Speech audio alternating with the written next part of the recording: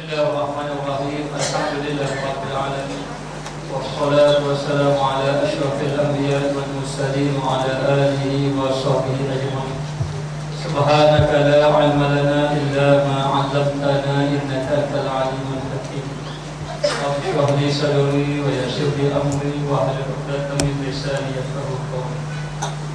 Qala musannif rahimahullahu ta'ala wa nafa'ana bi ulumihi fid darain amin. Ada kalanya bahawa engkau bercerai akan dia, dan ada kalanya ia bercerai daripada engkau, yakni ia cerai akan dikau, yakni ia cerai akan dikau. Maka pada pagi ini kita sambung balik apa yang kita baca minggu lepas, yakni mengenai dunia. Maka ada orang yang dia ini hidup semata-mata mencari dunia, dan ada orang yang hidup di atas muka dunia digunakan jalan untuk beribadat kepada Allah. Manusia duduk di atas muka dunia ini ada tiga keadaan. Ada yang pertama, lalai dengan kehidupan dunia sampai ke akhir hayat. Waliyadu billahi min zalik, tidak beribadat kepada Allah. Golongan yang kedua, lalai pada pertengahannya dan akhirnya ingat kembali kepada Allah. Kalau ia benar-benar bertaubat kepada Allah dan Allah Ta'ala ampunkan dosanya, maka dia orang yang selamat. Yang ketiga, orang yang awal-awal lagi beribadat kepada Allah sampai kepada akhir hayat. Inilah yang sebaik-baik golongan. Maknanya dia sedar bahawa dia duduk di atas muka dunia ini, yang paling penting dia mencari Allah. Yang paling utama ia lakukan adalah amal. Inilah yang paling penting. Bukan mencari selain daripada itu. Bukan mencari dunia, puas-puas dapat dunia baru cari Allah. Ataupun mengikut hawa nafsu sepuas-puas baru mencari Allah. Tetapi yang sebenarnya hidup di atas muka dunia, melakukan amal ibadah, mencari keridaan Allah Subhanahu wa taala. Lalu katanya di sini, ada kalanya kamu meninggalkan dia. Ada kalanya bahawa bercerai akan dikau. Makna bercerai akan dikau, maknanya dunia itu akan meninggalkan dikau. Bercerai itu meninggalkan dikau. Ada kalanya dunia akan tinggal kita. Dunia akan tinggal kita, dan ada kalanya ia bercerai daripada kau. Maknanya ada kalanya kamu meninggalkan dunia, dengan arti kata kamu mati. Sama ada dunia meninggalkan kita. Orang-orang yang ada harta jadi hilang harta. Orang yang ada kesihatan jadi hilang kesihatan. Yang dahulunya sehat, hari ini sudah banyak makanan yang tidak boleh dimakan. Yang dahulunya banyak nikmat, ada nikmat mata, nikmat tangan, nikmat telinga, nikmat kaki dan sebagainya. Ada yang dicabut nikmat kakinya, tidak boleh berjalan. Ada yang dicabut nikmat tangannya menjadi lemah. Ada yang dicabut nikmat matanya sehingga tidak melihat. Ada yang dicabut nikmat telinga sehingga tidak mendengar. Maka begitu juga nikmat lidah sehingga tidak mampu berkata apa-apa. Maka ada kalanya memang kamu sudah tinggalkan dunia, dunia sudah tinggalkan kamu. Dan apabila sahaja dunia meninggalkan kita, maka ketika itu kita sudah tidak ada apa-apa. Lalulah baru ingin mencari Allah Ta'ala. Inilah kebanyakannya. Maka kata ulama, sesiapa yang mencari dunia yang lebih daripada keperluan dia, sebenarnya dia duduk dalam kehinaan. Apabila sudah cukup dengan dia, tetapi dia masih lagi tamak, dengan arti kata dia mencari lebih daripada keperluan dia, sehingga meninggalkan ibadat kepada Allah. Tinggal ibadat kepada Allah, lalu masa tidak cukup. Lalu dua perkara yang seseorang itu tidak akan puas. Yang pertama adalah harta, yang kedua adalah pangkat. Ini berdasarkan hadis. Dia ada riwayat lain mengenai dunia dan harta. Maknanya perniagaan ataupun harta kekayaan kita, jadi akhirnya menyebabkan kita lalai. Inilah yang menyebabkan seseorang itu meninggalkan ibadat kepada Allah. Sayyidina Ali karramallahu wajhah, apabila mendapatkan harta, lalu dia infakkan fi sabilillah, lalu dia kata, selagi ada di tangan aku, hati aku tersibuk dengannya, untuk melakukan amal ibadat kepada Allah Subhanahu wa taala. Maka dunia harta ini, sesiapa yang dapat memeliharanya, dia selamat. Sesiapa yang terpedaya, dia binasa. Maka bukan salah dunia itu, Tetapi yang salahnya hati manusia yang lalai kepada apa yang Allah Ta'ala kurniakan kepadanya. Maka ada kalanya ia bercerai akan dikau, ada kalanya kamu meninggalkan dunia. Tinggalkan dunia. 3 perkara yang ikut kamu. Yang pertama, ikut kamu sampai roh kamu tercabut. Roh kamu tercabut. Yang kedua, ikut kamu sampai ke kubur. Yang ketiga, ikut kamu sampai kepada mahsyar. 3 perkara yang menyebabkan, yang ikut kamu sampai roh kamu ni tercabut. Sampai roh kita tercabut, dia ikut kita. Apakah yang mengikut kita sampai roh kita tercabut? Yang mengikut kita kepada mahsyar itu adalah amal. Amal kita. Yang mengikut kita kepada kubur itu, yang kubur itu adalah ahli keluarga kita. Sampai ke kubur saja dia ikut, baru dia pun balik. Yang mengikut kita sampai ke roh kita tercabut adalah nafsu kita. Kadang-kadang masa kita hampir kematian pun masih lagi ingin mengikut hawa nafsu. Maka tidak dapat tidak, jagalah tipu daya dunia. Kita hidup atas muka dunia ini selagi mana Allah Ta'ala beri nyawa pada kita, tipu daya dunia ini tidak akan hilang. Manusia yang melakukan amal ibadat sentiasa terdedah dengan tipu daya. Maka sesiapa yang selamat dengan tipu daya ini, maka dia orang yang beruntung. Lalu dia kata di sini, maka ada kalanya ia bercerai dengan engkau, yakni ia ceraikan akan engkau, yakni dia tinggalkan akan engkau. Dunia akan tinggalkan kita, ataupun kita akan meninggalkan dunia. Walau harta kita banyak pun. Kalau harta kita banyak, maka kita tinggal, yang mendapatkan harta itulah ahli waris kita saja. Maknanya, kalau kita mengejar pangkat, apabila pangkat hilang, maka yang tinggal pada kita adalah kehinaan. Orang sudah tidak memandang lagi kita hebat. Orang sudah tidak sanjung lagi kita. Dahulu masa kita ada pangkat besar, memang orang sanjung. Masa kita ada kedudukan, memang orang sanjung. Kita pergi ke mana-mana, orang akan iri, orang akan serbu kita. Tapi bila kita tidak ada pangkat, kita berjalan mana-mana, tak ada orang berhadap. Akhirnya tipu daya dunia sebenarnya yang menyatakan bahawa orang yang terpedaya dengan dunia ini hidup dia dalam keadaan kehinaan. Maka dia kata di sini, seperti kata Hasan di sini adalah Hasan al-Basri. Maka tinggal bagimu, maka apa faedah tiba-tiba pada menuntut akan dia.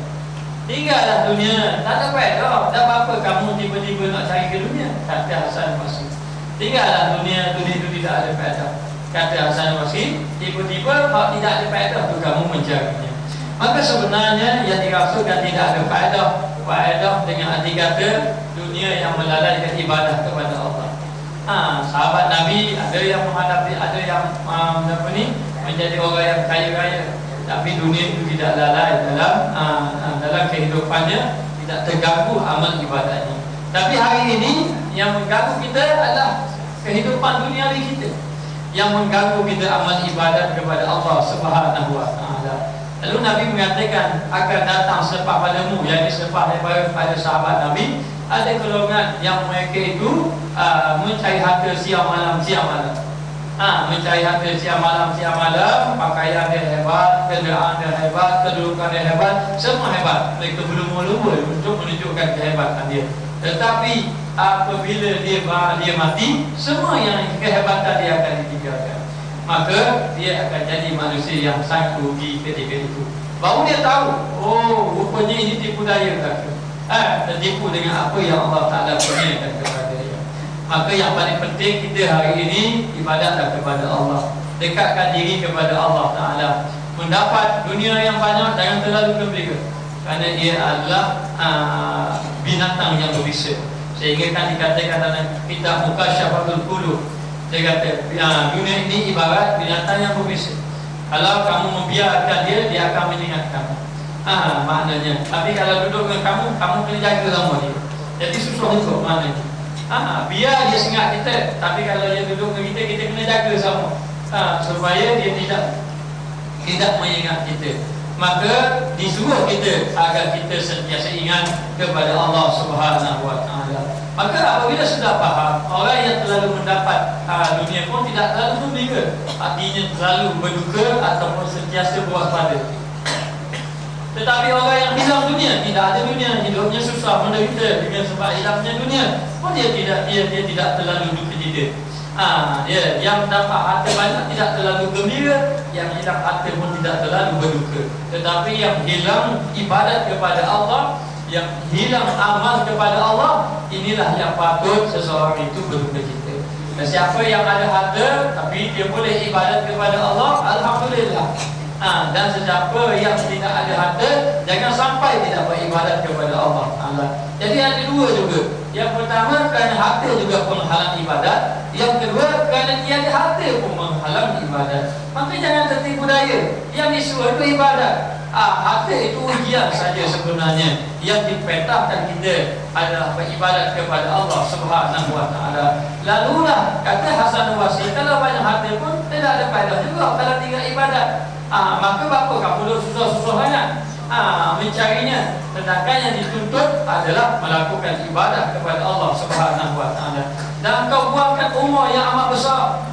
Umur kamu, yakni kehidupan kamu tinggalkan. Kehidupan kamu, umur kamu, itulah yang besar. Allah Ta'ala beri umur kita, ada umur 30, ada umur 40, ada umur 60. Itu kedudukan yang Allah Ta'ala beri kepada seseorang hamba-Nya. Ada yang umur pendek, ada yang umur panjang.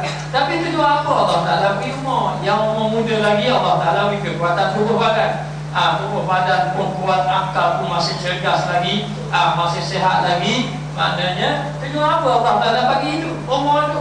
Maka jangan kamu buang, maknanya jangan kamu sia-siakan umur yang besar itu. Umur ini lebih bernilai daripada harta benda. Kerana umur ini, yakni masa kita ni, kalau kita lalai, kalau kita tinggalkan, sudah tidak boleh lagi lari. Kalau kita menyesal, kalau aku jadi muda balik, kalau aku mau belasan tahun, aku akan belajar agama bersungguh-sungguh. Tapi tidak akan dapat. Tidak akan dapat. Kerana apa? Kerana benda itu sudah berlalu, sangat bernilai. Jangan dibuang pada perkara yang sia-sia.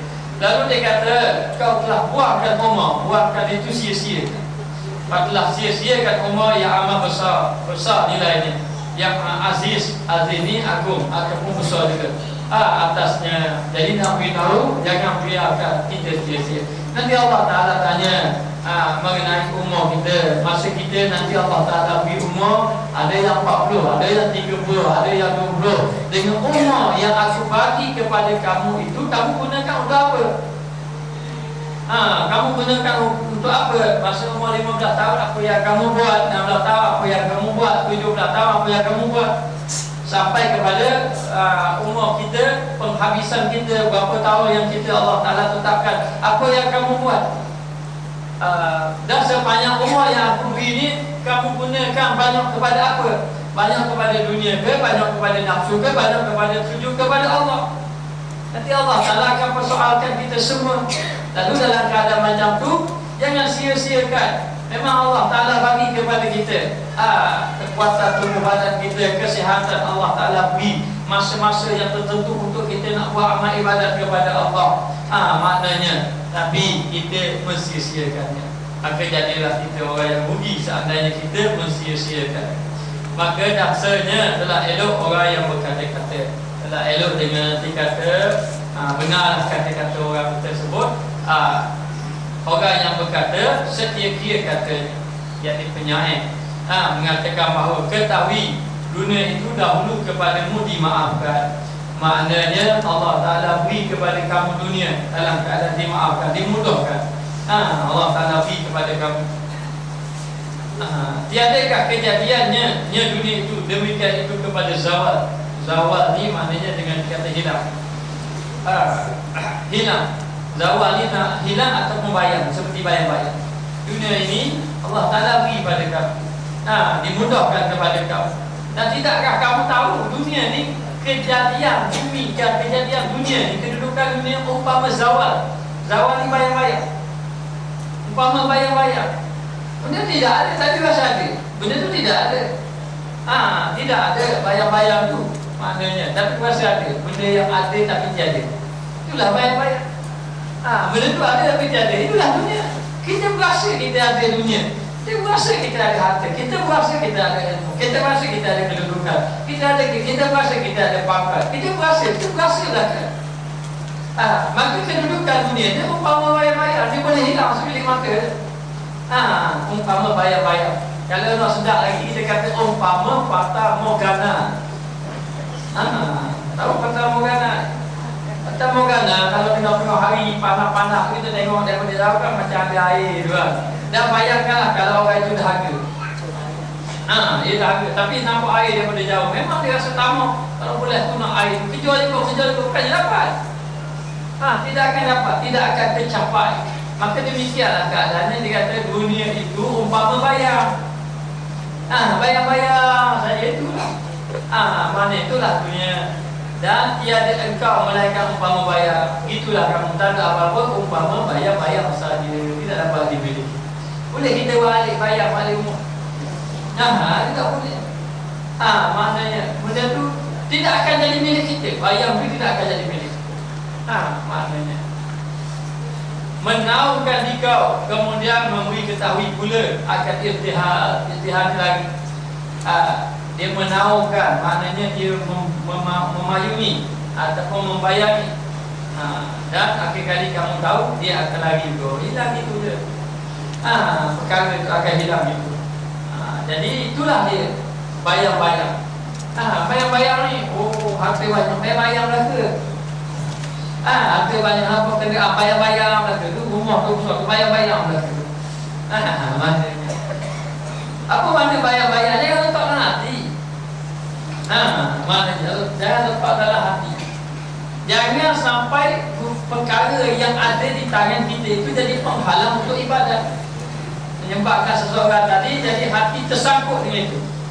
Hati tersangkut dengan harta, hati tersangkut dengan rumah, kenderaan, kedudukan, pangkat, kemasyhuran, ilmu dan sebagainya.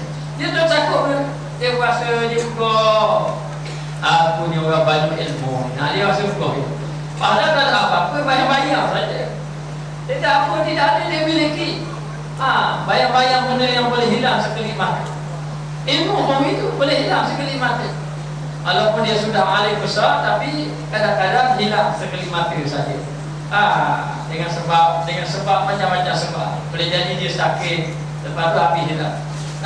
Dan sebagainya. Maka itulah gambaran dunia hari ini yang kita berasa kita miliki. Sebenarnya tidak ada kita miliki. Apa kita miliki? Tak ada milik, tidak ada milik satu. Harta pun tidak ada. Anak pun bukan hak kita. Anak bukan hak kita, isteri bukan hak kita, suami-suami bukan hak kita. Mana kenderaan pun bukan hak kita. Rumah pun bukan. Bahkan jiwa kita pun kita juga. Semuanya milik Allah. Maka kembalikan balik kepada Tuhan dia. Kembalikan balik diri kita kepada Allah Ta'ala. Maknanya baru kita tahu, baru kita rasa yang sebenarnya adalah Allah Ta'ala. Baru kita tidak tertipu daya. Maka dia kata di sini, maka tiada sagianya, jadi tiada patut. Tidak, kalau bahasa modennya tidak sewajarnya, tidak sepatutnya bagi orang yang akil, orang yang bijak. Orang yang akil, orang yang berakal, orang yang bijak bahawa tertipu daya dengan dia, tertipu daya dengan dunia. Tidak sepatutnya orang yang ada akal dia boleh tertipu daya dengan dunia. Orang yang ada akal ni orang yang ada mata hati agama, mata hati iman. Bukan kata orang yang berakal, orang bijak, orang kafir, ramai bijak-bijak. Maknanya orang yang berakal, dengan arti kata berakal adanya Allah Ta'ala, yang beriman kepada Allah, yang memahami bahawa dia adalah hamba Allah. Jadi tidak sepatutnya dia tertipu daya. Tertipu daya dengan tipu daya dunia. Tipu daya dunia, Allah hebat. Hebat. Sahabat Nabi pun terkena. Mana pengikut Nabi Musa pun terkena. Korun tu pengikut Nabi Musa, akhir kali hancur. Dia hancur. Ada seorang pendakwah tertipu dengan ilmu, menjadi anak buah Nabi Musa sampai dia alim berdakwah, akhir sekali tertipu dengan ilmu. Tertipu dengan ilmu, mengajar ilmu, menggunakan ilmu semata-mata untuk mencari kehidupan dunia. Agar terbudaya. Maka dikata di sini jangan buat sesuatu biarkan Allah Subhanahu Wa Taala. Banyakkan kita muhasabah diri kita, banyakkan menginsafkan diri kita bahawa kita ini tidak ada apa-apa, yang adalah milik Allah Taala. Yang Allah Taala beri itulah ujian. Yang dengan kita lah bayang-bayang sahaja. boleh hilang sekelip mata. Ya Allah Ta'ala beri tunjuk, kita pun nampak, oh bayar-bayar. Kita pun nampak, oh orang ni orang ni. Kita tengok punya bayar-bayar saja. Nampak dapat dinding tu, oh tinggi tu, kenapa tinggi ni, pokok-pokok ni, mesti harta tu. Bila tengok bayar-bayar, tak benda. Tidak akan dapat kita miliki. Sebagaimana bayar-bayar, kita tidak akan dapat miliki. Maka tidak sepatutnya, tidak sewajarnya orang itu tertipu daya dengan dunia. Harun Rashid satu ketika berjalan. Satu ketika dengan kekayaan dia ni, Harun Rashid ingin pergi ke Mekah. Jadi ingin pergi ke Mekah, dia pun kata saya nak berjalan kaki lah. Daripada Baghdad itu nak pergi ke Mekah. Baghdad ni dekat negara Iraq, jalan kaki. Okay, jauh perjalanan. Tapi gaya dia tak sedap. Bila raja tadi jalan kaki, sedangkan dia khalifah. Lalulah bila raja nak berjalan, dia apa pemainan? Apa pemainan ni? Lalu pemainan ini masuk mana ni? Gulung balik, tok depan balik. Itu keadaan dia. Apa pemainan ni? Nak bisa apa tu? Nak tunjuk kemuliaan. Jalan kaki pun begitu orang. Lalu datang seorang. Orang itu dikatakan orang itu. Datang tengok orang buat macam tu, kerana pelik sangat. Gulung pemana ni, apa depan kerjanya, itu keadaan. Maknanya boleh dengan penginginnya macam sampai ke Mekah, hari ke Mekah perjalanan. Tiba-tiba datang orang yang dikatakan orang itu, yang dikatakan orang gila, datang duduk dekat dia, tak ada rasa takut pada khalifah tadi. Datang kat dia, terkejut khalifah tadi. Dia pun terus nasihat. Dia terus nasihat kepada khalifah tadi. Dia kata apa yang kamu miliki dunia ini nanti akan hilang juga. Nanti akan hilang juga.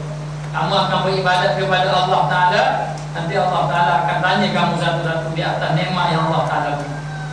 Kalau nikmat ini kamu gunakan untuk bermegah-megah, untuk membesar-besarkan diri, ingat Allah Ta'ala lebih besar di dunia. Jadi dia nasihat termenung gaji tadi. Memang gaji. Nasihat dia kata daripada orang gini. Nampak baik dia gitu. Tapi hati dia adalah orang yang ingat kepada Allah Subhanahu wa ta'ala. Balik gaji tadi. Balik orang gila tadi. Bawa je tadi Isa. Isa sudah dia. Dia atas kedalaian daripada Allah. Lalu masa nak balik kata nasihat aku. Tolong nasihat. Dia kata takwalah kamu pada Allah. Takwalah kamu pada Allah. Harta yang banyak inilah akan membakar kamu dalam api neraka. Jadi nak beritahu, yang paling ingat, yang paling penting kita kena ingat bahawa sesungguhnya kita ini duduk dalam tipu daya saja. Maka dunia yang kita ada itu hendaklah kita sentiasa waspada. Macam orang kata dia umpama binatang yang berbisa. Biar tak ada juga. Dia sengat kita. Apa dah tu dalam mimpi? Orang tidak kira. Orang tidak mengambil kira akan dia. Tidak mengambil kira. Maka itu juga orang-orang yang menapuk mata hati, dia tak ambil kira dunia. Jadi kita sekarang ni tengah bermimpi. Tengah kehidupan yang sebenar. Ya, sekarang ini kita buat kehidupan yang sebenar. Sekarang ini bukan kehidupan yang sebenar. Bila kita mati, nanti itulah kehidupan yang sebenar. Jadi mana yang kita nak? Mana yang kita cari?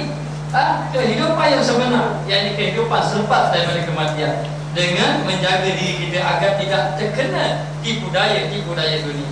Maka dia kata di sini, di dunia pendapat mimpi ni maknanya dunia ni umpama mimpi.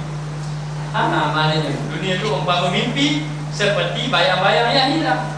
Maka seperti bayang-bayang yang hilang lah. Akhirnya bayang-bayang pun hilang. Kita pun duduk pagi-pagi gelap-gelap lagi, tengok ada lagi cahaya, mari terbit matahari lah bayang-bayang. Bayang-bayang pun sudah hilang. Maka kita fikirlah, kita mimpi macam-macam kita dapat dalam mimpi, kita terkejut saja, hilang lalu saja. Kita nak tidur balik, nak dapat balik, dapat tak? Tidur balik sambung mula, kalau dapat nak pegang betul-betul biti.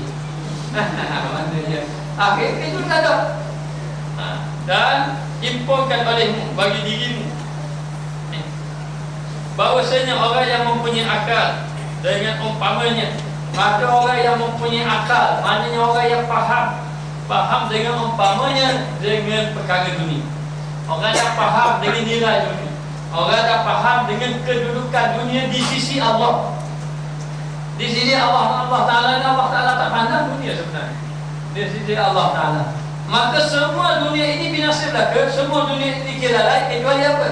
Kecuali ibadat kepada Allah, kecuali takarrub kepada Allah, mendekatkan diri kepada Allah. Maka itulah yang dikira, itulah ada nilai di sisi Allah. Maka kalau ada harta untuk takarrub kepada Allah, untuk mendekatkan diri kepada Allah, itu dikira. Maknanya kalau Allah Ta'ala beri kedudukan kepada dia, maka dengan kedudukan dia jadi pemerintah, dia jadi pemimpin, dia telah mendapat dunia, tetapi digunakan dengan keadilan, dengan penuh takwa, maka inilah dunia yang bermanfaat. Tapi sebaliknya, kalaulah orang tidak menggunakan pada jalan yang diredai oleh Allah, maka dia binasa. Dan dia kata di sini, orang yang mempunyai akal dengan umpamanya orang yang faham. Dunia ini ibaratnya ada racun. Dunia ini ibaratnya ada racun. Ada racun. Jadi bila ada racun, walau tengok macam mana pun kita tidak mahu. Itu juga ada seorang bapa, dia nasihat kepada anak, dia wasiat. Bukan nasihat, wasiat. Dia masih nak mati, tu dia wasiat. Dia kata dalam rumah kita ni ada taman. Taman-taman tu ada satu pokok itu jangan dibuang. Pokok tu jangan dibuang. Anak dia pun dengar wasiat tadi. Lepas ayah dia mati, anak dia pun kenal. Inilah pokok yang ayah dia wasiat. Ayah dia wasiat. Jadi bila lama kebun lama-lama tu, akhir kali dia pun fikir buat cabut pokok. Pokok tu jatuh. Bila dia buang pokok tadi, akhirnya datanglah ular. Ular pun masuk ke taman dia, kemudian dia pun dipatuk ular. Bila dipatuk ular, lalulah datang orang nak menyelamatkan dia. Orang tu kata, dalam kebun ni ada satu pokok. Pokok ini jadi penawar pada ular tadi. Pokok ini jadi penawar kepada ular tadi. Lalulah cari saja pokok tu kena buang tu. Akhir-akhir bawa kepada kebinasaan. Maka itu satunya, pokok itu. Pokok itulah amal. Pokok itulah amal kita kepada Allah. Penawar kita yang tadi habis belakang kita, tinggal satu saja yang kita bawa. Apa dia? Yang kita bawa adalah amal. Tak ada apa dah. Amal inilah. Maka yang disuruh amal, katanya orang wasiat tadi, jangan buang pokok itu. Maka wasiatnya, Nabi wasiat kepada kita amal, supaya kita buat amal kepada Allah, mendekatkan diri kepada Allah. Akhirnya kita mensia-siakan dia. Bila mensia-siakan dia, akhir kali semuanya kita tinggal. Kita sanggup tinggal amal kerana nak dapat sesuatu benda. Kita sanggup tinggal amal kerana nak harta. Kita sanggup tinggal amal kerana nak pangkat. Kita sanggup tinggal amal kerana nak kedudukan. Akhirnya dapat belaka kedudukan, amal itu tak dapat. Tetapi apabila sampai masa yang kita cari itu semua tinggal, yang tinggal itu amal. Tiba-tiba dengan amal tidak ada, maka jadilah kita orang yang binasa. Maka dia kata umpamanya yang umpama dunia, orang itu faham tu. Orang itu akal tu, dia faham dunia ni. Dia faham dunia ni. Maknanya lepas tu Nabi sebut ta'isa abdad dinar, binasa ahli dunia, ahli harta, ahli dinar. Kalau dia menjadi hamba, abdad ni hamba kepada dinar. Dunia ni dia pelik sangat. Dia pelik dunia ni. Dunia ni kalau kita kejar sangat, tak dapat apa. Kita tinggal, tapi hijau-hijau dulu. Maknanya dunia, kalau kita kejar tak akan dapat, tak akan cukup. Sebab itu disebut dah dalam hadis kan, dikata manusia ini kalau diberi 2 lembar emas tak cukup, nak 3 lembar emas. Beri 3 lembar emas, dah ikut nampak. Dah bila cukup? Dah memang suka membanyak-banyak daripada 3, 4, 5, 6, 7, memang nak banyak-banyak. Maknanya sebab dia sebutkan apa ni, al-hakumut takasur, binasa orang yang nak banyak-banyak, hatta tuqum maqabir, sehinggalah dia bertemu dengan kubur, tinggallah dia jarak kubur, tinggallah dia mati. Jadi bila rasa cukup ni, tamak dia, dan bila cukup, takkan cukup selagi hidup, takkan cukup, tidak akan cukup. Siapa kata cukup? Maknanya kecuali orang yang diberi rahmat oleh Allah. Rahmat oleh Allah, dia rasa cukuplah dengan apa yang dia ada. Tujuan dia cari harta ni memang kena cari harta untuk ibadat, dia nak cari harta untuk beribadat supaya hati pun tenang. Kalau dapat lebih itu boleh infak fisabilillah untuk ibadah. Tapi yang binasanya orang itu rasa tamak, rasa tak cukup, lalulah dia pun terpedaya, dia sesedap dengan kedudukan dia, sedangkan semakin hari semakin lalai kepada ibadat kepada Allah Taala. Maka orang yang faham tiada dia kedah bahasa Arab dulu. Yang tahu ni tiada tertib. Yukhadi'un Allah, mereka itu cuba menipu Allah. Dalam ayat Quran. Jadi khada'ah ni tipu. Maknanya orang yang mempunyai akal, orang yang faham, dia tidak tertipu daya. Dia tidak tertipu daya dengan dunia. Sebab tu kita tengok ulama-ulama salih yang dahulu, walaupun ditawar dengan kedudukan yang tinggi, dia tidak akan terpedaya. Walaupun ditawar dengan harta yang banyak, tidak akan terpedaya. Tawarlah apa? Maknanya pangkat, wanita, harta, tak akan terpedaya. Bagi mereka adalah golongan yang takut kepada Allah Subhanahu wa taala. Ketika Hajjaj Yusuf As-Saqafi ditegur oleh seorang ulama, kemudian saya ingat saya Ibnu Musayyab pada saya. Kalau tak silap saya pun lupa. Dia ditegur.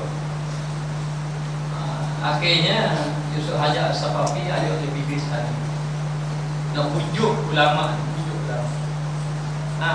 Jadi pergi ke sana apa? Bagi sana bagi makan sedap-sedap. Makan sedap-sedap, tahu harta banyak. Sebelum tahu harta banyak, dia ajak ulama tadi berhibur. Mama tu tak tahu, siapa dia baru dapat tahu.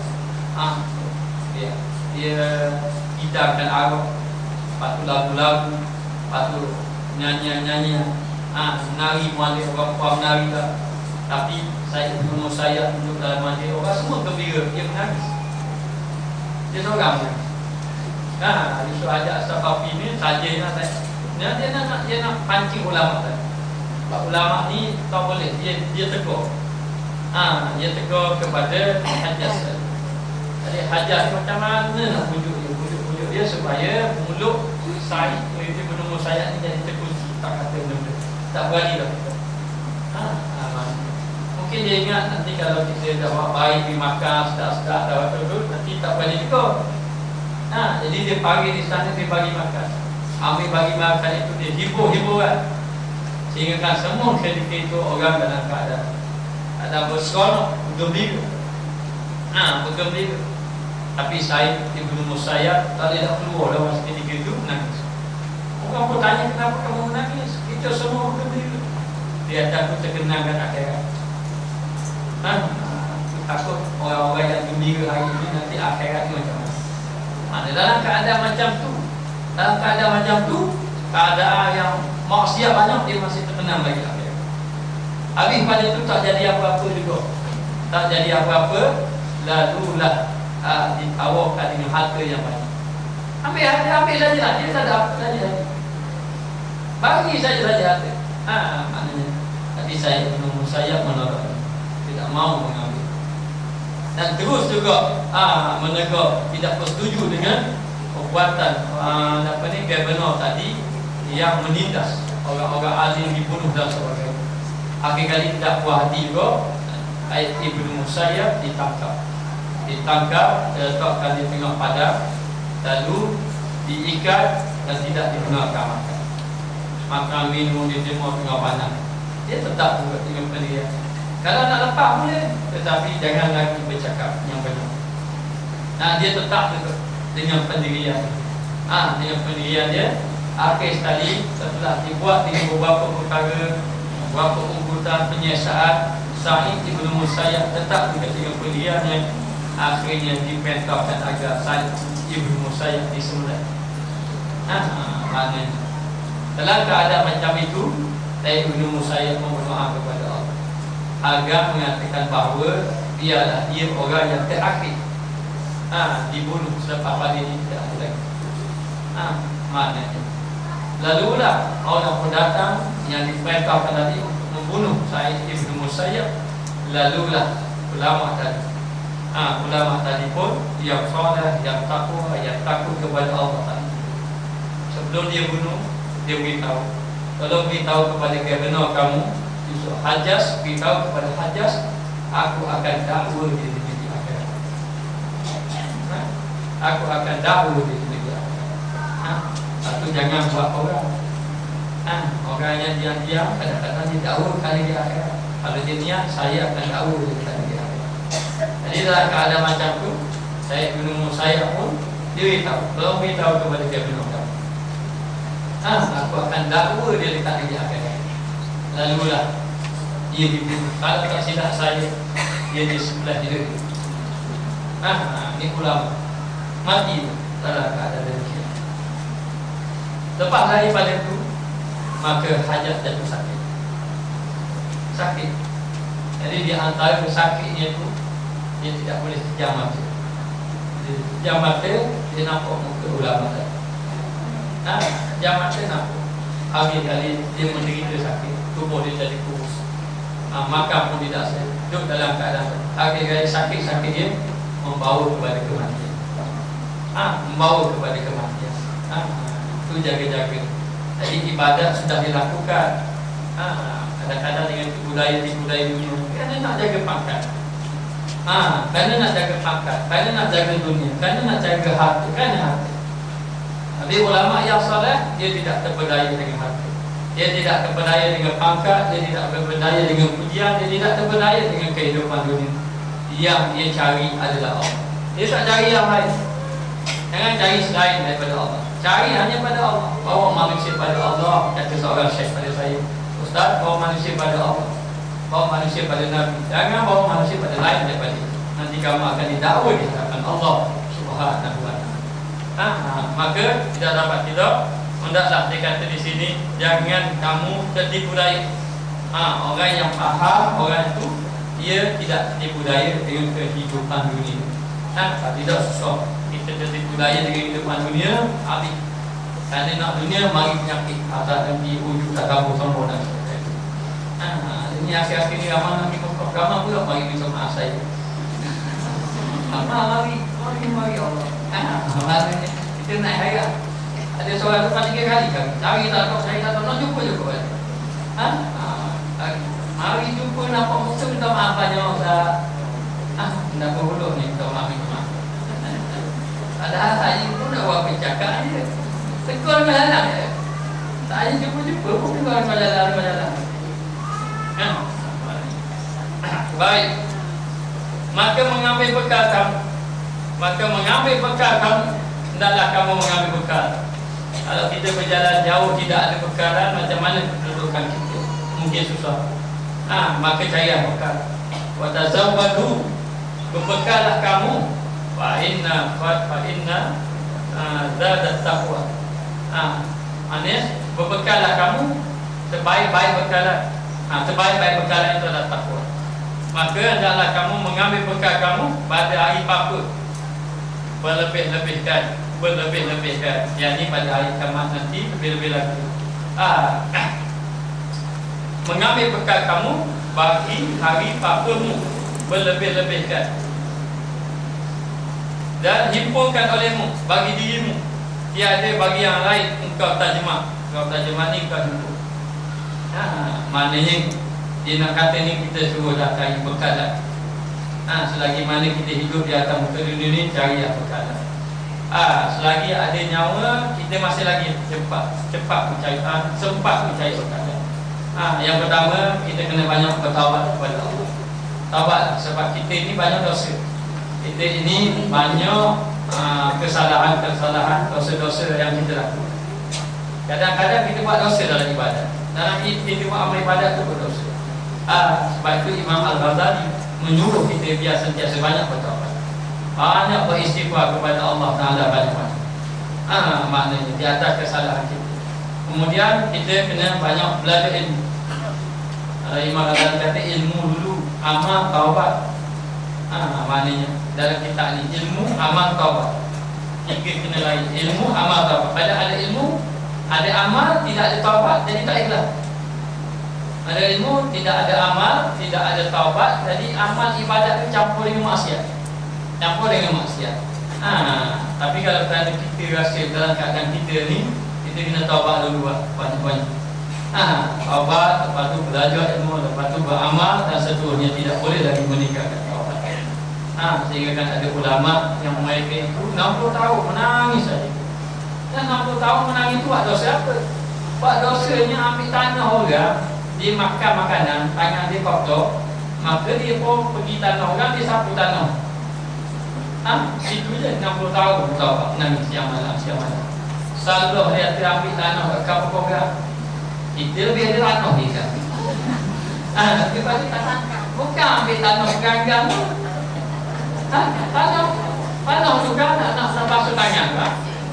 Pasir-pasir debu-debu. Ambil debu tanah. Ambil debu tanah ni. Sapu menangis siang malam. Allah sesanya aku buat apa? Dia ambil debu tanah orang tak kau buat nangis siang malam bertaubat kepada Allah di atas kesalahan. Maknanya. Maka dia kata di sini, himpunkan olehmu bagi dirimu, tiada bagi yang lain kau himpun. Jadi kita himpunkan diri kita ini dengan melakukan amal ibadat kepada Allah Subhanahu wa taala.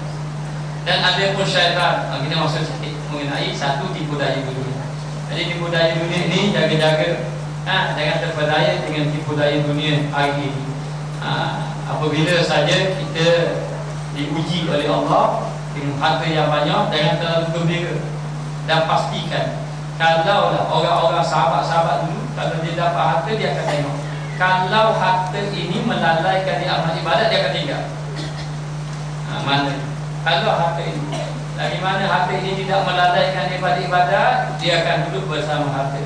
Tapi tiba-tiba harta inilah melalaikan dia pada amal ibadat, maka dia akan tinggalkan harta. Ini banyak berlaku kisah sahabat-sahabat Nabi yang menginfakkan tebu daripada jalan Allah. Ada sahabat Nabi yang menginfakkan harta kekayaan yang dia meniaga hari itu untung banyak. Mana akar unta tu macam-macam barang dah habis laku, dapat hasil, kemudian dia kata berlipat kali ganda, tapi sembahyang lewat dengan Nabi. Lalu pun lepas sembahyang dia infak habis harta. Kekayaan yang dia ada. Kerana apa? Tadinya melalui. Ada Salman Al-Farisi bawa ucok campur. Bawa campur. Masa tu dia baru pergi masuk Islam. Bawa campur. Kemudian tengok bila lakukan azan Allah Akbar, hayya 'alas solat, lalulah dia pun kata, itu suara siapa? Itu suara Bilal. Suara apa tu? Suara azan. Untuk apa? Untuk orang menyebut ibadat kepada Allah. Dia pun lapor campur ke belakang. Tanya kenapa lapor jaga ke belakang? Aku takut lapor ke depan itu masih lagi tercampur tanah. Masih lagi tercampur tanah. Aku tidak mahu dia lapor ke belakang. Jadi bila sebab dia tidak mahu lagi melihat, saya ke belakang dia sudah tak lihat lagi. Tapi kalau lapor ke depan tercampur tanah, dia aku ni lalai lagi. Lalai lagi dengan Allah, salah adab lagi dengan Allah. Nampak begitu sekali para sahabat Nabi. Sahabat Nabi yang mereka itu sangat jaga hati mereka kepada Allah Subhanahu wa taala. Hari ini kita duduk di zaman dalam dunia yang penuh fitnah hari ini. Macam-macam penuh fitnah. Yang terdiri daripada anak kita pun fitnah, isteri kita pun fitnah, jiran tetangga kita pun fitnah, harta kita pun fitnah. Apa makna fitnah? Maknanya benda-benda yang boleh, sesuatu yang boleh melalaikan kita itu dia panggil fitnah. Bukan kata fitnah orang lain. Fitnah ni sesuatu yang boleh melalaikan kita kepada Allah. Melalaikan kita kepada Allah. Jadi kita jangan terpedaya. Dan kita tambah, kalau boleh tambah sibukkan punya benda-benda yang boleh melalaikan kita kepada agama Allah Ta'ala. Lepas tu jangan layan. Kalau kita layan orang, kalau kita nak layan orang, mikir orang kata ni Allah macam-macam, pagi esok dah aku dah habis. Maknanya. Jadi nak beritahu, kena fikir supaya kita ini bertumpu dalam ibadat kepada Allah Ta'ala. Dan kerja kita mikir kita adalah daripada satu hari kepada satu hari ialah memperbaiki ibadat. Daripada satu hari supaya hati kita semakin dekat. Dengan cara kita memperbaiki hati kita. Sebab ibunya duduk pada hati. Kereta tak ada enjin, dua comel Allah comel kereta. Tak boleh dah bunyi benda. Bukan boleh tak ada enjin. Tak maknanya tayar semua cuba lekatlah kelak dengan tayar dengan lebih dia tidak. Tak ada manfaat. Tidak ada manfaat. Maka kena baik itu. Tapi kalau enjin molek, tayar body buruk pun jalan kok. Maknanya. Tapi kalau body comel, kok kelak-kelak body semua 5 kali lapis, 5 lapis lagi. Mana kita sembuh, kau comel-comel. Warna pelangi maknanya. Tapi bila enjin dalam tak boleh. Enjin rosak. Maka kita kena perbaiki hati. Hati kita kepada Allah Subhanahu Wa Taala. Jadi dengan memperbaiki hati ini mesti tak kena banyak bertaubat kepada Allah, bertafakur muhasabah. Dan banyaklah berkawan dengan orang-orang yang soleh. Buatkan semangat kita. Azam kena. Kalau taubat itu diajar kita agar berazam, kita kena azam. Azam. Kemudian hubungkan hati kita dengan Nabi. Hubungkan hati kita dengan para sahabat Nabi. Hubungkan hati kita dengan wali-wali Allah. Dan nak hubung mana? Dia pakai telefon ke? Maknanya takut ada email tu, beri email sahabat Nabi tak ada. Hidupkan amalan-amalan para wali. Hidupkan amalan sahabat orang-orang yang soleh. Kita beramal sebagaimana orang-orang yang soleh beramal supaya hati kita hidup ingat kepada Allah Subhanahu Wa Taala. Jauhkan diri daripada perkara-perkara maksiat. Jangan pergi tempat-tempat maksiat. Kalau kita pergi tempat maksiat pun atas dasar dakwah. Asal dasar berdakwah kepada Allah Subhanahu Wa Taala. Dan kita kena ingat, kita ni semakin dekat dengan Allah, bukan semakin jauh. Dunia ini semakin hari semakin tinggal kita semakin hari semakin nak menjauh. Dunia ini semakin hari semakin dekat, semakin jauh, semakin jauh. Maknanya semakin jauh. Apakah yang paling jauh kita? Apakah yang paling jauh dengan kita? Nampak dia kata macam ni lah, langit, matahari, bulan, bumi semakin jauh. Kata Imam Ghazali yang semakin jauh dengan kita adalah umur kita. Hari kita. Kemarin makin jauh. Hari kita. Apakah yang semakin dekat dengan kita? Paling dekat dengan kita. Paling dekat dengan kita kematian. Kematian ini bila masuk paling dekat dengan kita. Jangan kita baca, sehat. Seorang doktor kata orang ni tak lama dah 6 bulan. Padahal orang tu hidup 6 tahun, doktor tu hidup nari. Pada kata nari doktor tu ni. Yang kata 6 bulan 6 tahun lagi situ.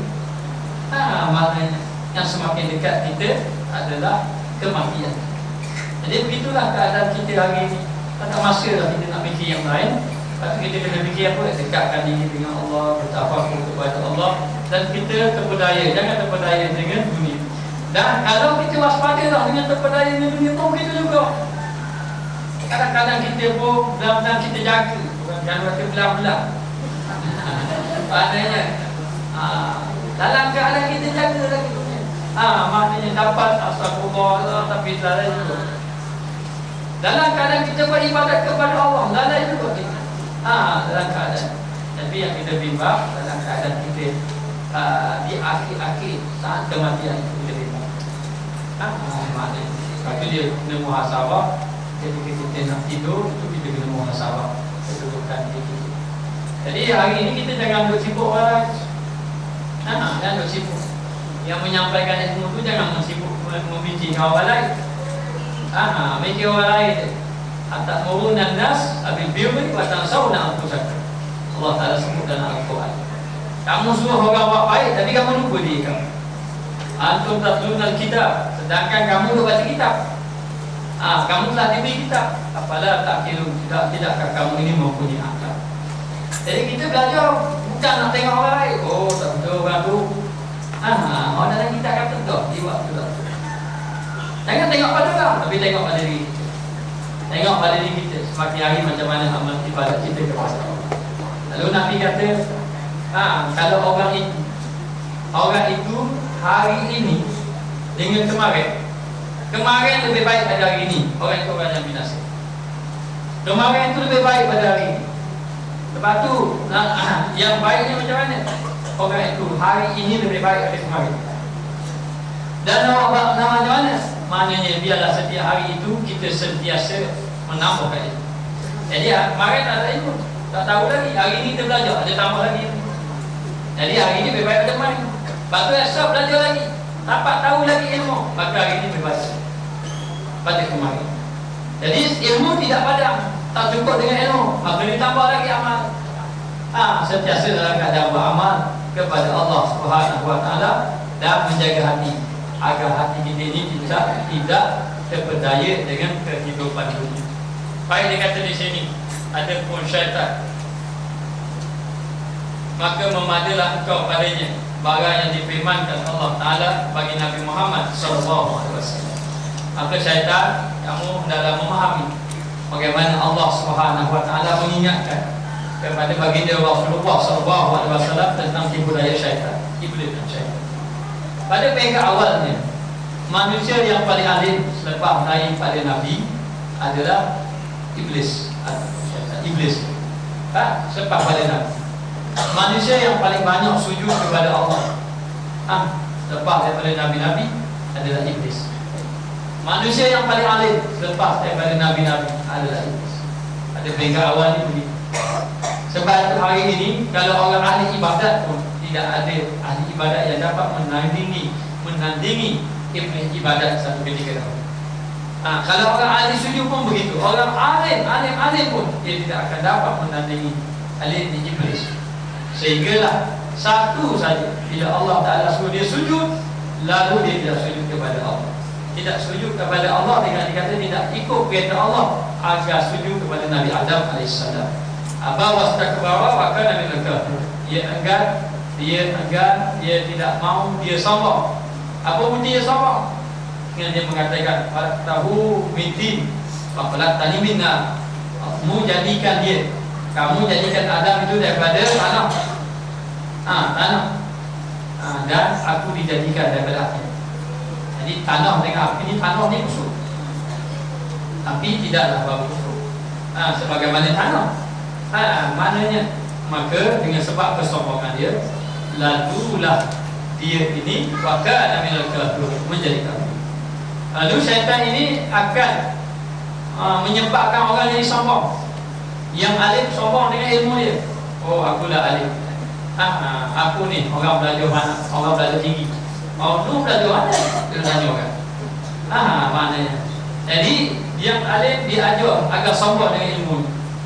Yang berpangkat diajar agar sombong dengan pangkatnya, memandang rendah orang. Maknanya duduk dengan orang-orang peringkat bawah tak. Ini diajar. Yang kaya memandang rendah kepada orang alim, orang miskin. Maknanya yang miskin, yang miskin memandang buruk atau buruk sangka kepada orang kaya. Maka itulah syaitan. Duduk sampai kepada orang yang sealim-alim, sampai orang yang ahli ibadat kepada orang yang ahli habis dia macam. Dan dia minta pada Allah agar Allah Ta'ala membenarkan dia, menggoda anak-anak Adam. Dia tidak akan lepaskan anak-anak Adam. Adakah dengan memakai jubah sebab itu syaitan yang takut? Tak. Akan cuba sedaya upaya. Semakin banyak ilmu akan semakin kuat dia goda. Dia goda. Semakin banyak ibadat, semakin kuat ujian. Allah Ta'ala akan uji. Seperti demikian, syaitan akan sentiasa berusaha. Lalu diminta kepada Allah. Iblis minta kepada Allah agar dia ini dipanjangkan. Minta. Oleh kerana Allah Ta'ala sudah lancarkan dia, jadi dia minta lah dengan Allah agar dipanjangkan. Lalu Allah Ta'ala beri pada dia makhluk di kalangan makhluk yang panjang umurnya. Kalau panjang umur duduk diam apa? Dia panjang umur dia cari orang. Alhamdulillah.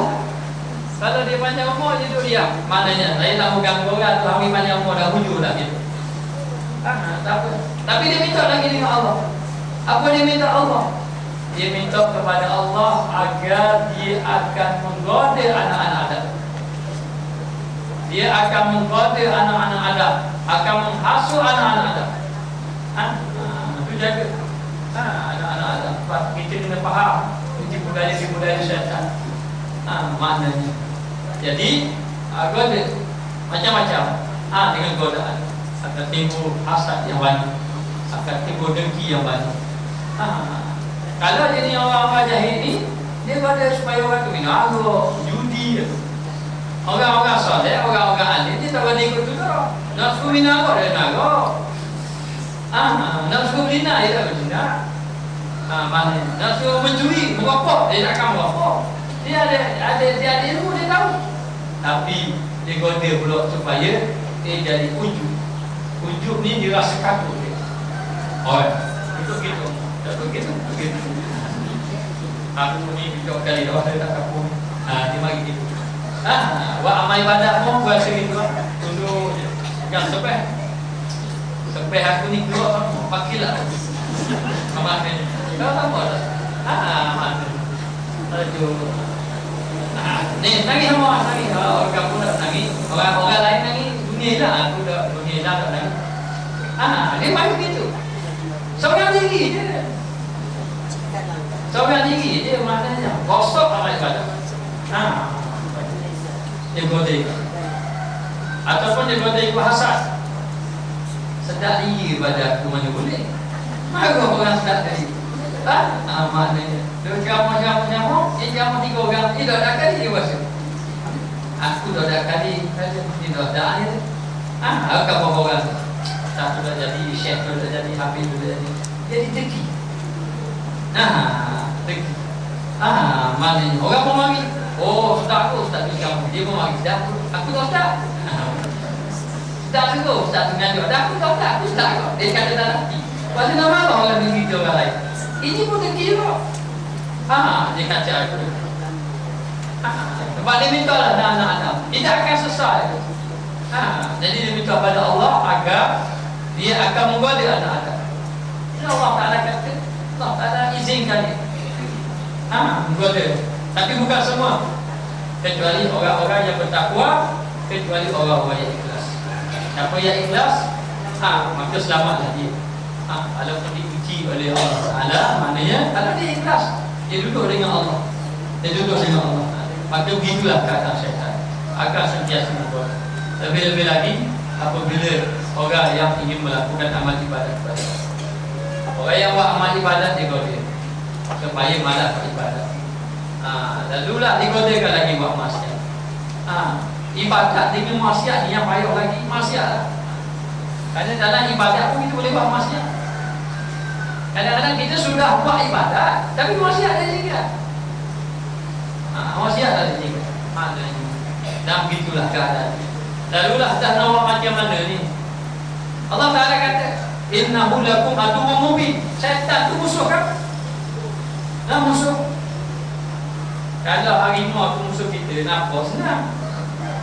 Maknanya kita cari senapang kita tengok. Kita pakak bergerak. Maknanya. Tapi inilah syaitan, musuh kita yang kita tidak nampak. Musuh kita yang kita tidak nampak. Lalu musuh ni kita tak nampak dah, kita nak orang dia tak nampak. Lalu Nabi ajar, Allah Ta'ala ajar pada Nabi. Syaitan ni sebenarnya takut pada Nabi. Hanya kata Nabi, Sayyidina Umar pun dia. Satu lorong, satu jalan yang dilalui oleh Sayyidina Umar, maka syaitan tak lalu. Kalau syaitan lalu, terpakuk syaitan. Nama syaitan juga dulu saja lalu Sayyidina Umar. Tunggu lagi syaitan. Takut dia pada Sayyidina Umar. Maknanya orang yang dekat dengan Allah. Jadi lalu dia ajar, baik, syaitan ini musuh kamu, dia akan menggoda kamu dan dia tidak nampak. Dia nampak. Dan bahayanya syaitan, dia merosakkan amalan. Kita dah beribadah daripada umur 15 tahun, ibadah-ibadah. Mana ibadat-ibadat. Kalau tinggal-tinggal amal ibadat. Lalu siapa orang? Aku lah, orang tak jadi tinggal ibadat. Ibadat semayang tak jadi tinggal, ibadat puasa tak tinggal. Orang pun dah nanya, pun tahu tak? Semayang mana lagi ada? Orang dah tanya. Ada tanya, pun tapi masih nak apa? Lalu rasa ego, rasa sombong dan sebagainya. Habis rosak amal ibadat. Itu bahayanya syaitan. Maka dalam keadaan macam tu kita kena minta berlindung. Berlindung dengan Allah. Tak ada jalan. Berlindung dengan Allah. Lalu macam mana? Diajar. Allah Ta'ala ajar pada Nabi.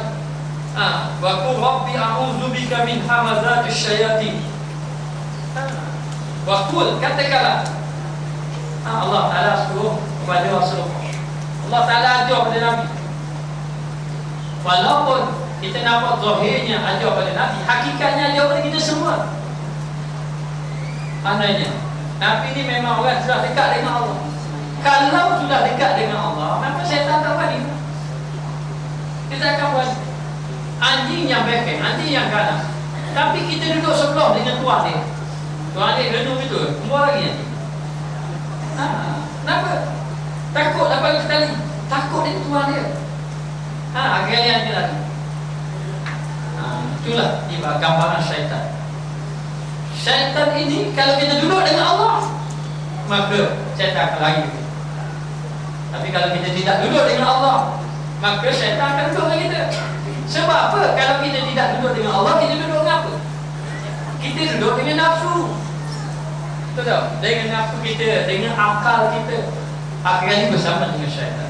Maka dia ajar, Waqul Rabbi a'udzubika min hamadatis syayatin wa a'udzubika Rabbi ayyahdurun. Maknanya. Maka dia kata di sini, dan kata oleh Tuhan, berlindung aku. Rabbi a'udzu aku berlindung. Bika dengan kau daripada hamadatis syayatin, permainan segala syaitan-syaitan. Syayatin ini jamak pada syaitan. Kalau syaitan, katanya sekor. Satu syaitan, syaitan. Kalau banyak syaitan, syayatin. Hamadat ini maknanya tipu daya. Bisikan semua termasuk hamadat syaitan. Tipu daya syaitan. Dan dia semayang, dia bisik kita jadi was-was saja. Semayang, doa, maghrib 5 rakaat. Maknanya rakaat ketiga tau. Tak ingat langsung. Rakaat pertama saya ingat. Apa lagi boleh 5 rakaat. Dia jadi dia jadi tipu daya. Sampai ambil wuduk dengan mandi janabah supaya je. Takkan beza. Ini mandi janabah, kau ambil wuduk. Maknanya ini baru ambil wuduk ni belum mandi janabah lagi. Jadi agak tipu daya syaitan. Dan aku berlindung, a'udzubika Rabbi, Tuhanku, ayyahduruni, bahawa hadir mereka itu maknanya berlindung dengan Allah daripada syaitan itu hadir kepada dia, agar dijauhkan daripada syaitan. Itu boleh diamalkan dia. Boleh bagi orang penyakit was-was, dia mau amalan. Rabbi a'udzubika min hamadatis syayatin wa a'udzubika Rabbi ayyahdurun. Kau boleh bagi amalan ini bagi orang-orang yang was-was. Hatta bagi kita yang was-was pun begitu juga. Kalau ikut dalam kitab Bidayatul Hidayah, sebelum pada semayang baca 3 kul atau membaca kul a'udzu birabbil falaq. Yang ada juga itu 2 nas, kau binas. Maknanya kul a'udzu birabbin nas, dan juga ada kenapa ni? Kenapa syarrin nas. Minal jinnati wan nas. Kau binas. Baca dua binas 3 kali. 3 kali. Maknanya amalkan masa nak main ini bagi orang-orang yang was-was sebelum dia angkat takbir. Sekadar. Kalau was-was juga, kena bagi zikir ya. Dulu dia bagi zikir. Bagi zikir amal zikir, insya-Allah akan hilanglah penyakit was-was. Penyakit was-was ni sebenarnya tak sebenarnya. Tapi oleh kerana ada setengahnya dia ikut dan setengah tak ikut. Tapi jangan ikutlah. Dia tipu daya syaitan. Maka dia kata minta berlindung dengan Allah agar kita diselamatkan daripada tipu daya syaitan, sama ada di dalam ibadat ataupun di luar ibadat. Kerana syaitan akan sentiasa mengganggu kita dari segi zahir dan juga batin, sehingga kan hari ini tidak ada jaminan kita. Pakaian tidak menjamin kita soleh. Jangan tengok pakaian soleh. Ilmu pun tidak menjamin soleh. Hatta dia jadi ulama, orang ini sudah pergi ulama. Ulama maknanya itu pun tidak menjamin dia soleh. Maknanya yang salat ini orang yang betul-betul hati ini ingat pada Allah. Siang dan malam ingat pada Allah. Hatinya sentiasa ingat kepada Allah. Itu pun dia tak mengaku dia salat. Dia hanya minta perlindungan agar Allah Ta'ala memelihara dia. Jadi begitulah. Kita ni kena latih hidup kita. Dia banyak istighfar. Lepas cakap istighfar, lepas semayang istighfar, lepas waktu kerja istighfar. Istighfar minta ampun kepada Allah. Maknanya agar kita ini dekat kepada Allah. Banyak kesalahan kita kalau nak pasti kesalahan itu, Masya Allah. Kalau nak baca kesalahan mafi, Masya Allah. Maknanya ini dua, Facebook dua ni ada. Dua ni lah yang banyak. Dua ini yang banyak kita yang menyebabkan kita ini lalai kepada Allah Subhanahu Wa Taala. Satu lagi hati. Hati macam mana nak buang hati kita? Nak buang hati.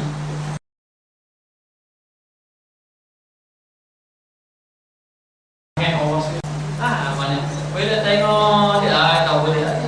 Ini buang benda yang penyakit dah. Satu lagi macam mana nak jadi kita ni orang yang sabar? Di atas pujian-pujian Allah Subhanahu Wa Taala. Jadi 4 perkara yang mengganggu kita ibadat.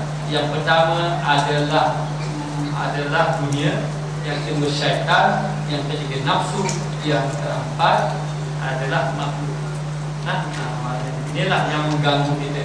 Jadi syaitan banyak kan minta berlindung dengan Allah. Allah. Kita ambil sabda Nabi, kita ambil dan ada pun syaitan.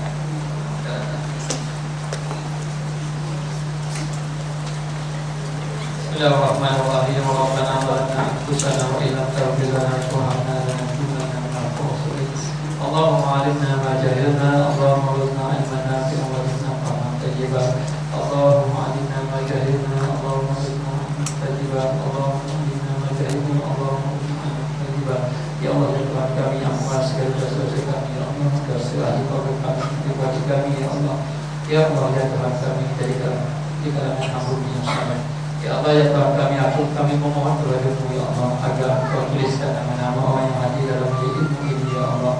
Dan juga adik-adik keluarga kami semua, ya Allah, di kalangan orang yang dapat kebaikan kepada-Mu, ya Allah, ini dan hari-hari yang seterusnya. Ya Allah, ya Tuhan kami, bukalah pintu ilmu kepada kami, ya Allah. Bukalah pintu amal kepada kami, ya Allah. Bukalah pintu makrifat kepada kami, ya Allah. Jadikanlah kami orang yang ikhlas dalam melakukan amal ibadat kepada-Mu. Ya Allah, ya Tuhan kami, berilah kekuatan kepada kami, ya Allah, agar kami menjadi orang yang sabar dan ujian-Mu, ya Allah. Ya Allah, ya Tuhan kami, berilah kebaikan kepada kami, ya Allah. Berilah kebaikan kepada orang yang mengasihi kami, ya Allah. Dan berilah kebaikan kepada orang yang membenci kami, ya Allah. Ya Allah, ya Tuhan kami, jauhkanlah kami daripada sifat-sifat yang tercela dalam hati kami. Bersihkanlah hati kami daripada sifat-sifat mazmumah, dan hiaskanlah hati kami dengan sifat-sifat mahmudah. Ya Allah, ya Tuhan kami, jadikanlah hati kami hati yang berzikir kepada-Mu, ya Allah. Jadikan nafas kami nafas yang bersyukur kepada-Mu. Jadikan tangan kami tangan yang mahabbah di antara satu sama lain. Ya Allah, ya Tuhan kami, berkatlah ilmu yang disampaikan ini, ya Allah. Seandainya mengalami kesalahan, ya Allah, seandainya ada kesalahan dalam menyampaikan ilmu ini, ya Allah, ampunilah dosa ini, ya Allah. Sebenarnya kami tidak ada ilmu kecuali apa yang Kau berikan kepada kami. Ya Allah, ya Tuhan kami, pimpinlah kami, ya Allah. Jangan Kau biarkan kami, ya Allah. Seandainya Kau biarkan kami, nasib kami hanyut dalam gelombang nafsu, gelombang dunia yang penuh dengan tipu daya ini, ya Allah. Ya Allah, ya Tuhan kami mengaku, ya Allah, pada pagi ini kami adalah hamba-Mu yang banyak melakukan kesilapan, ya Allah. Banyak mengikut hawa nafsu, ya Allah, yang tidak menjaga hati, ya Allah. Peliharalah kami, jagalah hati kami, ya Allah. Pimpinlah kami, ya Allah. Jangan Kau biarkan kami, ya Allah. Kalau Kau biarkan kami, ya Allah, nasib kami akan mengikut hawa nafsu dan juga syaitan. Pimpinlah kami, ya Allah. Jadikanlah kami hamba-Mu yang saleh. Hubunglah hati kami dengan wali-wali, dengan hamba-hamba-Mu yang saleh sampai kepada baginda Rasulullah sallallahu alaihi wasallam. Jadikanlah banyak ilmu kami, ya Allah, dikasihi oleh baginda Rasulullah. Jadikanlah dakwah kami dakwah yang dibantu oleh baginda Rasulullah sallallahu alaihi wasallam dengan doa baginda. Ya Allah, ya Tuhan kami, jadikanlah kami orang-orang yang sentiasa mendapat perhatian daripada-Mu, ya Allah. Kami adalah hamba-Mu yang lalai, kami adalah hamba-Mu yang banyak melakukan kesalahan. Ya Allah, ya segala dosa kami ya Allah. Ampunlah segala dosa-dosa kami ya Allah. Jadikan kami hamba yang saleh. Rabbana atina fid dunya hasanah wa fil akhirati hasanah wa qina adzabannar.